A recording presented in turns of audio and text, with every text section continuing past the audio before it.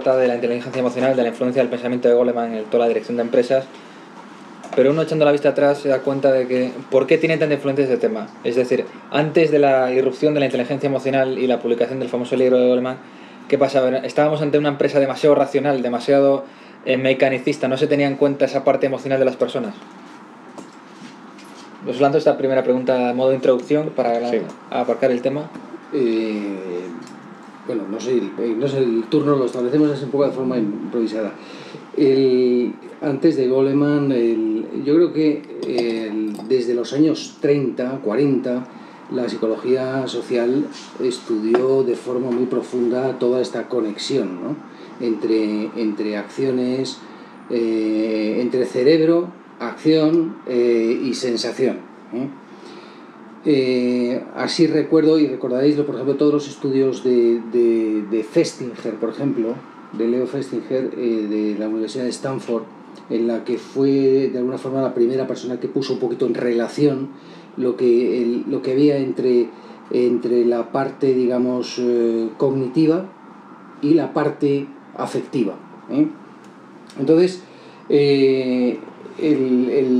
digamos, Goleman lo que recoge es un poquito todos estos estudios y pone sobre la mesa de una forma también mucho más, yo diría mucho más apegada al terreno, más práctica, más pragmática. Todo este tema nos lo trae y desde luego las organizaciones, pues bueno, tomamos buena nota, ¿no? ¿Alguien más? Aquí tenéis toda libertad de... Natalia, venga. No, yo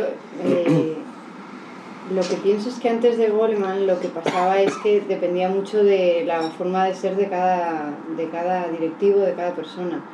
Por lo tanto lo sabía con muchísima inteligencia emocional como ahora, pero sin ser a lo mejor tan conscientes de que eso era cómo se llamaba o qué significaba. Y en las organizaciones igual, oye, pues había gente, este tío es un fantástico jefe, pero a lo mejor nadie se paraba a determinar, pues es tan fantástico por estas razones, mientras que Goleman lo que hace es ponerle nombre y apellidos a las cosas y probablemente facilitar que se pueda seguir esa ruta, no de una forma intuitiva o espontánea, sino que realmente haya un camino a seguir de desarrollo de directivos, etc.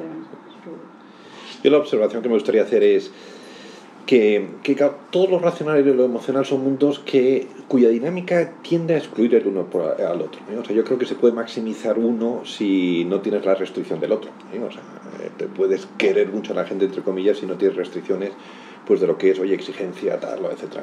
Y también, hombre, pues en principio puedes maximizar un sistema si excluyes los sentimientos. O sea, la gran tentación es, a corto plazo, quito una de las variables y, por tanto, pues digamos, tengo un sistema más simple que lo acabo maximizando, ¿no? Bueno, entonces yo creo que eso es la tendencia natural que tienen las cosas. Excluyo una y por tanto pues maximizo. Y yo creo que básicamente lo que estamos pues después de muchos años es comprobando, uno, que no son realidades excluyentes, que son realidades que pueden llegar a retroalimentarse y que de alguna forma pues digamos ese es el gran reto de la dirección, ¿no? Y ese es el gran reto de un buen líder, ¿no? O sea, el que sea capaz de gestionar no una parte de la realidad, sino la realidad como es, que tiene una parte pues digamos donde hay un imperativo lógico muy, muy fuerte, pero que también digamos hay un esquema de estados de ánimo, de capacidad, no sé, de temas que tienen una respuesta más emocional que o lo gestionas explícitamente o si no de alguna forma también eso no sale, ¿no? Yo también de Goleman un poco hombre, parte yo creo que el mérito que tiene es haber sido un buen divulgador. Él era periodista, ¿eh? O sea, yo creo que también en gran parte lo que ha hecho ha sido poner pues digamos en palabras mucho más asequibles un trabajo que hizo pues básicamente Howard Gardner, como sabéis, ¿no? Que es un catedrático de Harvard, que de alguna forma en gran parte, parte pues la investigación que la ha divulgado pues viene de Howard Gardner. Howard Gardner es un señor ya mayor, es menos comunicador, habla peor en público que Goleman, y yo creo que Goleman con su sentido práctico, su sentido de buen comunicador, lo que ha hecho ha sido también pues digamos acercarnos a esos conceptos de cómo no excluir un mundo con el otro, ¿no? Yo creo que quizás, volviendo un poquito a la pregunta, el libro de Goleman, que es un libro del año 95, se produce después de superado, digamos, la fase eufórica y un poco del yuppie de los años 80, que viene a su vez a sustituir a otra fase que arranca casi desde los años 40, donde todavía no ha habido una transición muy importante, con unas relaciones industriales que tienen otro marco. Entonces el libro de Goleman, y en realidad yo estoy bastante de acuerdo con Natalia, que lo que hace es acuñar una terminología sobre algo que está en el ambiente, tiene mucho que ver con la situación social de cada momento, y tiene mucho que ver con cuáles son las relaciones sociales y laborales de trabajo y qué es lo que prima en el trabajo. Entonces yo diría que podríamos decir que ha habido una democratización de las relaciones laborales en la cual la persona tiene una importancia cada vez mayor, es decir, la persona no forma parte de una cadena de montaje.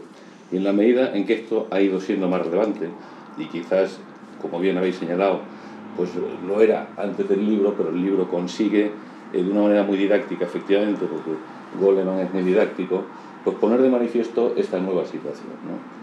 Y yo creo que en España tiene ahora especial relevancia, ¿no? Quizá me adelanto un poco alguna de las preguntas que vais a hacer luego, pero creo que en España tiene especial relevancia por el hecho también de que el mercado laboral en este momento es un mercado laboral en el que hay tensión, es decir, en el que hay mucho flujo, mucho intercambio, mucha rotación, ¿no? Pero quizá esto podemos volver un poquito más adelante para no adelantarme acontecimientos, ¿no? Sí, yo la verdad es que me sumo un poco a las tesis de Natalia, también a las de Jaime y en cierta medida a lo que comentaba Luis. Yo creo que de alguna forma, coincido plenamente, Goleman viene a etiquetar algo que estaba ahí.